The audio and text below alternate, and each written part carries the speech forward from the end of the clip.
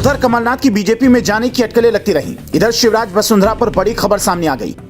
अगर ऐसा हो गया तो शिवराज सिंह चौहान और वसुंधरा राजे सिंधिया नई पार्टी बना लेंगे। दावा सुन हिले दिग्गज।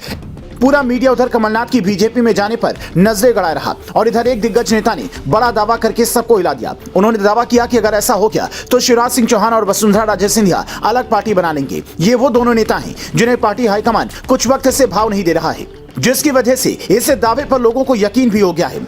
अब ये दावा किया किसने, पहले ये सुन लीजिए, फिर बताते हैं कि इस दावे में कितना दम हो सकता है। ये दावा दिल्ली के मुख्यमंत्री अरविंद केजरीवाल का है। उन्होंने कहा कि अगर आज पीएमएलए का सेक्शन 35 हटा दी तो बीजेपी के जो आज नेता हैं वो शाम तक शिवराज सिंह चौहान और वसुंधरा राजे सिंधिया भी अपनी पार्टी बना लेंगे। जो तांता बीजेपी की तरफ जाने का लगा हुआ है वो तुरंत खत्म हो जाएगा। कोई बीजेपी ज्वाइन नहीं करेगा। केजरीवाल का यह बयान सुनने के बाद कई लोग शिवराज सिंह चौहान और वसुंधरा राजे सिंधिया के समर्थकों को फोन मिलाने लगे। ये पूछने लगी कि क्या सच में कोई ऐसी बात है। तो पता चला कि नहीं, ये केजरीवाल का नया पैंतरा है।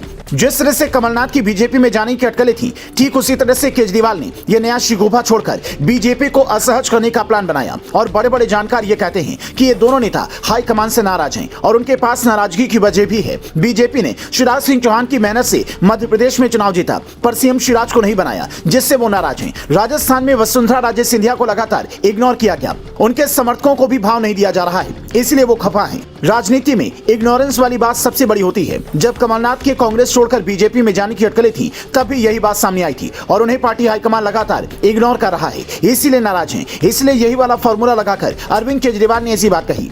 लेकिन यहाँ सवाल ये उठता है कि इन दोनों नेताओं का पीएमएलए कानून से क्या लेना देना है, तो ये भी समझ लीजिए। फिर बताते हैं कि ये कानून क्या है। साल 2012 में ऐसी खबर सामने आई थी कि शिवराज के करीबी दिलीप सूर्यवंशी पर 1000 करोड़ की बेहिसाब संपत्ति रखने के आरोप लगे थे। जांच भी शुरू हुई थी। साल 2018 में हाईकोर्ट ने वसुंधरा राजे सिंधिया के बेटे, बहू और दामाद से जुड़ी मनी लॉन्ड्रिंग के मामले में ईडी से कार्रवाई रिपोर्ट मांगी थी। इन पर ललित मोदी के साथ मिलकर खेल करने का आरोप है। हो सकता है कि केजरीवाल के दावे के पीछे ये आधार हो, लेकिन सवाल यह है कि राजस्थान में तो इससे पहले कांग्रेस की ही सरकार थी, तब एक्शन क्यों नहीं हुआ? क्या ये आरोप राजनीतिक हैं? साल 2018 से 2020 तक मध्य प्रदेश में भी कांग्रेस की सरकार रही थी, तब जांच क्यों नहीं हुई थी? या फिर केजरीवाल की ये बातें ठीक वैसी ही हैं जैसे किसी पर आरोप लगाकर माफी मांग लेते हैं? केजरीवाल जिस कानून की बात कर रहे हैं उसने नेताओं के अंदर एक डर पैदा कर दिया है। ये सच बात है। ये एक ऐसा कानून है जिसकी मदद से ईडी मनी लॉन्ड्रिंग के मामलों की जांच करती है। यहाँ मनी का मतलब पैसा और लॉन्ड्रिंग का मतलब गैर कानूनी तरीके से कमाए गए धन की हेराफेरी करने वाला व्यक्ति, यानी लाउंडर। इसी केंद्र में सत्येंद्र जैन से लेकर पी चिदंबरम तक जेल जा चुके हैं।